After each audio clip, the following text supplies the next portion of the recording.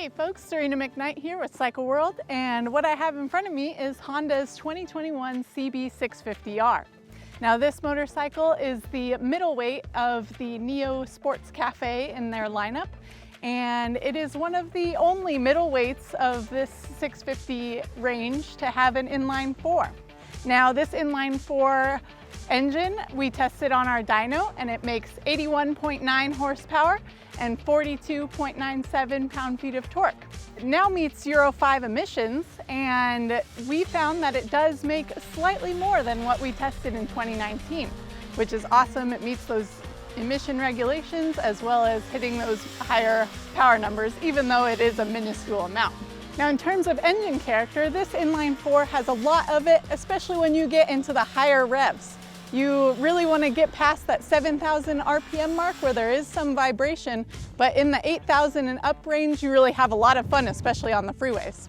Now what makes this engine unique is you get that really throaty growl from it. It also makes it a more exciting ride. One of the major changes for this year is the swap to Showa's Separate Function Fork Big Piston Edition. In 2019, Honda used to have the Separate Function Fork.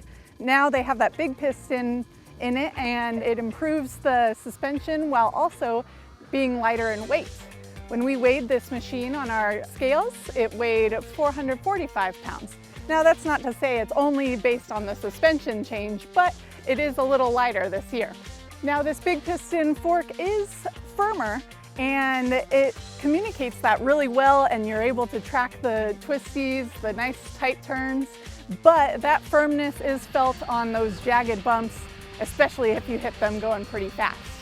Now the rear shock does absorb those bumps better than the front. It's not as stiff, but it does have a little bit of a bounce to it, but not entirely as jarring as the front end.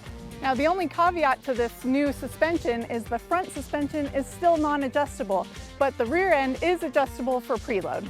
Now back to that 440 pound weight, it is a little heavy for the class, but it does track well in those turns, and you are able to flick it around, especially on those switchbacks. Now when we measured this seat height, it was 32.0 inches. Now that is very approachable for those coming up from those beginner bikes, because I noticed that it's not as high as some. 32 inches is easy for me to say at 6 foot that it's an easy reach to the ground, but I had plenty of bend, so I feel like any shorter riders wouldn't have too much issue either. In terms of other ergonomics, the handlebar is positioned 3 degrees forward, and that does not constitute as a more sporty rider position. Rather, it's still upright and comfortable for all-day riding. The foot peg position does tuck your legs back a little bit, but that's all part of that Neo Sports Café. It gives you a sportier rider position, but it's not extremely uncomfortable on long stints. I've ridden for multiple hours at a time, and I didn't have any discomfort with the riding position. For 2021, Honda only has the ABS as standard version, so both front and rear have ABS. The front has dual 310mm disc brakes and a single 240mm disc in the back. In terms of stopping power, those dual disc brakes really are helpful in stopping. A single lever pull just proves they're ready to grab, but it's not overly biting necessarily. So it's approachable for those newer riders that are stepping it up to this displacement and this brake power. Now in terms of fit and finish, I gotta love Honda's LED lighting package. It's very clean. They kept the round headlight very close and compact to this machine. Just carries that minimalist look. Now with the asymmetrical headers coming out of the front of the engine, I think that looks nice and clean, and it gives it a very polished look. Another change they implemented for 2021 is the new license plate mount. This looks very sporty and carries that whole sporty characteristic across the machine.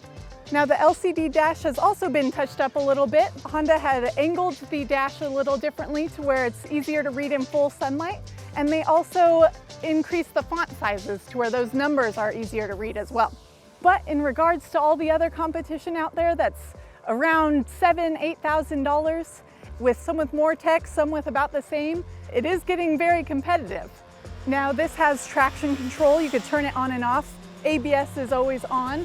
There are other bikes that could have more versatility there, but it also has the LCD dash, is falling a little bit behind, especially with some having full color TFTs Bluetooth connectivity, things like that.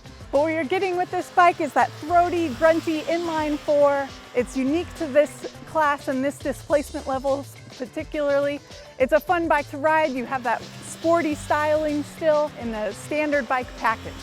Now that's it for this first ride review on the CB650R. If you liked what you saw, be sure to hit that like button, comment in the comment section below, and subscribe. Thanks for watching.